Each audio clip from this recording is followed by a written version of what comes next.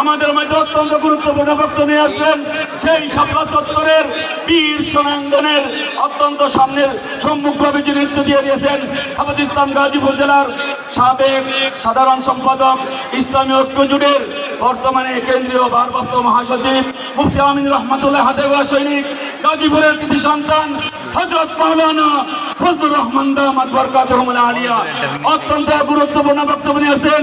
আজকের এই রাশিদ সন্ধ্যার ইসলামী সালাত ছাত্র খেলাফত গাজীপুর মহানগর থেকে আজকের এই অনুষ্ঠানের প্রধান অতিথি আমাদের গাজীপুরের গর্বের প্রতীক হযরত মাওলানা ফজলুর রহমান দামাত বরকাতুহুল আলিয়া হযরতকে তার মূল্যবান বক্তব্য রাখার জন্য অত্যন্ত বিনীতভাবে করতেছি। নারে তাকবীর, নারে তাকবীর, ইসলামের শত্রুরা নারে তাকবীর। আসসালামু আলাইকুম ওয়া রাহমাতুল্লাহি ওয়া বারাকাতুহু। নাহমাদুহু ওয়া নুসাল্লি আলা রাসূলিহিল কারীম, আম্মা বা'দ। ফাআউযু বিল্লাহি মিনাশ শাইতানির রাজীম। বিসমিল্লাহির রাহমানির রাহিম। আল-ইয়াওমা আকমালতু লাকুম দীনাকুম ওয়া আতমামতু আলাইকুম নি'মাতি ওয়া রাদিতু লাকুমুল ইসলাম দীনা। ইসলামী ছাত্র খেলাফত গাজীপুর মহানগর কর্তৃক আয়োজিত আজকের এই নাশিদ সন্ধ্যায় সম্মানিত সভাপতি আমাদের সকলের স্নেহের জনাব মিনহাজুর রহমান, উপস্থিত আছেন গাজীপুরের বিশিষ্ট আলেমে দ্বীন মুফতি আব্দুল মান্নান, মাওলানা মঞ্জুর হোসাইন, হাফেজ সাইফুল ইসলাম, ইসলামী ঐক্য জোটের কেন্দ্রীয় কমিটির অন্যতম নেতা মাওলানা ইয়াসিন আরাফাত, মাওলানা জুলফিকার, মাওলানা মুখলিসুর রহমান, মাওলানা ফারুক হোসাইন, মাওলানা আলমগীর হোসাইন সহ আজকের এই অনুষ্ঠানে গাজীপুরের শীর্ষ ওলামায়ে কেরাম এবং উপস্থিত আছেন ইসলাম প্রিয় তৌহিদি জনতা এবং ইসলামী ছাত্র খেলাফত গাজীপুর মহানগরের নেতৃবৃন্দ। আমি মহান আল্লাহর দরবারে প্রথমে শুকরিয়া জানাই যে আল্লাহ পাক আজকের এই দিনটাকে সুন্দর করে দিয়েছেন। সারাদিন বৃষ্টি ছিল, আমরা সবাই খুব আতঙ্কিত ছিলাম আজকের প্রোগ্রাম হবে কিনা। আলহামদুলিল্লাহ আল্লাহ পাক সেই ব্যবস্থা করে দিয়েছেন, এই জন্য সকলে বলি আলহামদুলিল্লাহ। সম্মানিত উপস্থিতি, আপনারা জানেন আজকের এই অনুষ্ঠান কাদের উদ্দেশ্যে করা হচ্ছে। 2013 সালের 5ই মে সে ঐতিহাসিক শাপলা চত্বরে খুনি শেখ হাসিনার প্রশাসন কর্তৃক বাংলাদেশের আলেম ওলামাদের উপর, ছাত্র জনতার উপর যে বর্বর গুলি চালিয়ে হত্যা করেছিল, সেই আহত করেছিল, সেই শহীদ এবং আহত এবং এই শব্দ জুলাই আগস্টে এই খুনি হাসিনা ছাত্র জনতাকে গুলি করে হত্যা করেছিল, সেই শহীদদের স্মরণে আজকের এই নাশিদ সন্ধ্যা।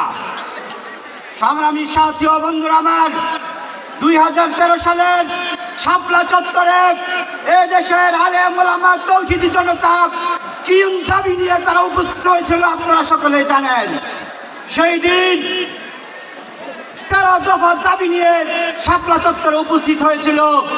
এর মধ্যে প্রথম দাবিটি ছিল আমার আপনার সর্বকালের সর্বশ্রেষ্ঠ মহামানব, আমার আপনার জীবনের চাইতে প্রিয় মানব সরকারে দো আলম সাল্লাল্লাহু আলাইহি ওয়াসাল্লামের সম্মান রক্ষার জন্য সংসদে আইন পাশ করার দাবিতে সেই দিন শাপলা চত্বরে ওলামায়ে কেরাম জমায়েত হয়েছিল।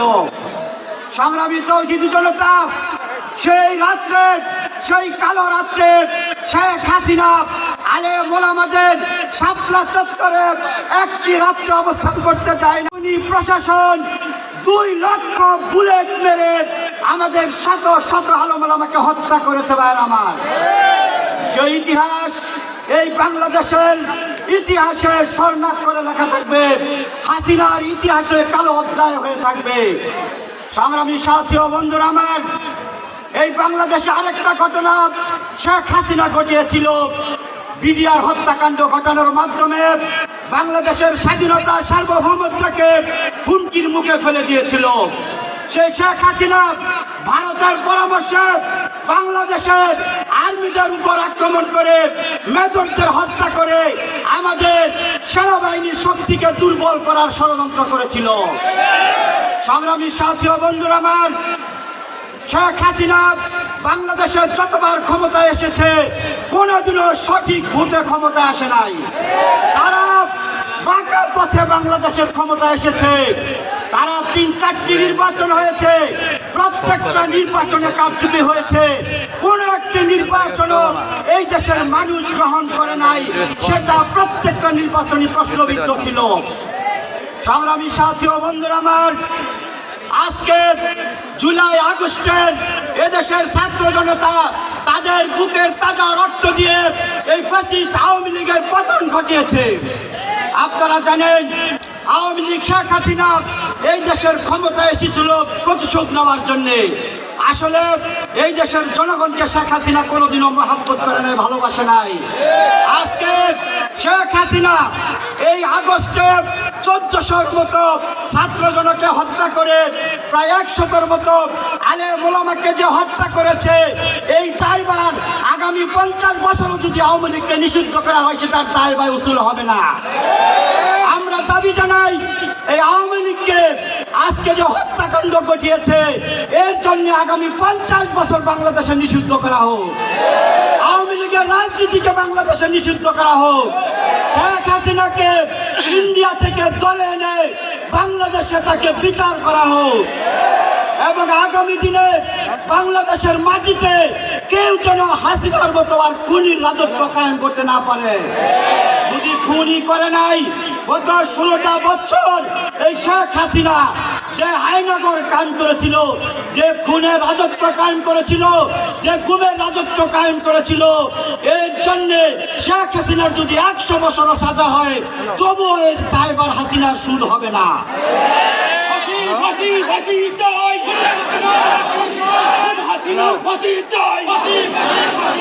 সংগ্রামী সাথী ও বন্ধুরা আমার, আমি বক্তব্য দীর্ঘায়িত করতে চাই না। আপনারা জানেন, এই শেখ হাসিনা এদেশে ইসলামী আন্দোলনকে নিশ্চিহ্ন করে দেওয়ার জন্য আলেম ওলামাদেরকে যেই নির্যাতন তারা করেছে, ইতিহাসে সেটা কালো অধ্যায় হয়ে থাকবে। এদেশের একটি দলকে স্বাধীনতা বিরোধী তকমা দিয়ে, আমাদের ওলামায়ে কেরামদেরকে জঙ্গি তকমা দিয়ে এই দেশের মানুষদের থেকে বিচ্ছিন্ন করার ষড়যন্ত্র করেছিল।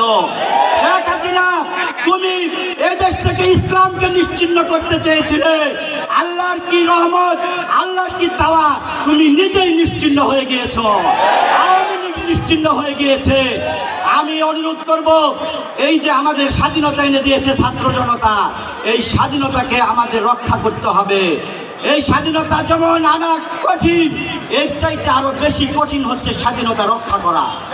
আমি মনে করি এখন সময় এসেছে এই দেশের মানুষের, এই দেশের রাষ্ট্র ক্ষমতায় ইসলামী দলগুলি ক্ষমতায় যাওয়ার একটা সময় এসেছে। এখন সুযোগ এসেছে। এই দেশের মানুষ, তারা অনেক দলকে দেখেছে স্বাধীনতার পরে, তারা কেউ এই দেশে শান্তি আনতে পারে নাই। সকলেই দুর্নীতি করেছে, সকলেই এই দেশের টাকা বিদেশে পাচার করে দেশকে দেউলিয়া করার চক্রান্ত করেছে। আমরা মনে করি আগামী যে সুযোগ এসেছে, সেই সুযোগটাকে কাজে লাগিয়ে সমস্ত ইসলামী দলগুলি আমরা যদি ঐক্যবদ্ধ হতে পারি, এই দেশের তৌহিদি জনতা আমাদের দিকে তাকিয়ে রয়েছে, এই দেশের ইসলামী দলগুলির দিকে তাকিয়ে রয়েছে। আমরা অনুরোধ করব, আমাদের মধ্যে অনেকেই অতীতের ইতিহাস নিয়ে আপনারা কথা বলেন, আমরা স্পষ্ট ভাষায় জানিয়ে দিতে চাই, আওয়ামী লীগ ষড়যন্ত্র করে, চক্রান্ত করে, যাকে যেইভাবে পারা গিয়েছে আমাদের মধ্যে অনৈক্য করার সৃষ্টি করেছে। আমি বিশ্বাস করি কোন ইসলামী দল আওয়ামী লীগকে সমর্থন করতে পারে না, কোন আলেম ওলামা আওয়ামী লীগকে সমর্থন করতে পারে না।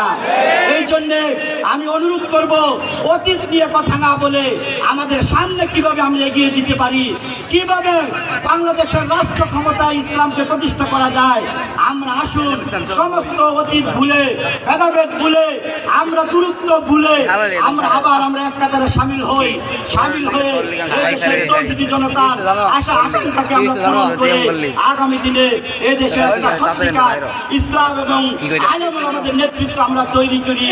আবারও আজকের এই অনুষ্ঠান যারা করেছেন সবাইকে মোবারকবাদ জানিয়ে, সবাইকে ধন্যবাদ জানিয়ে আগামী দিনে এই দেশে যাতে ফ্যাসিস্ট আবার কোনোদিন ফিরে আসতে না পারে, সবাইকে সেই বিষয়ে সতর্ক থাকার উদাত্ত আহ্বান জানিয়ে আমি আমার বক্তব্য এখানে শেষ করছি।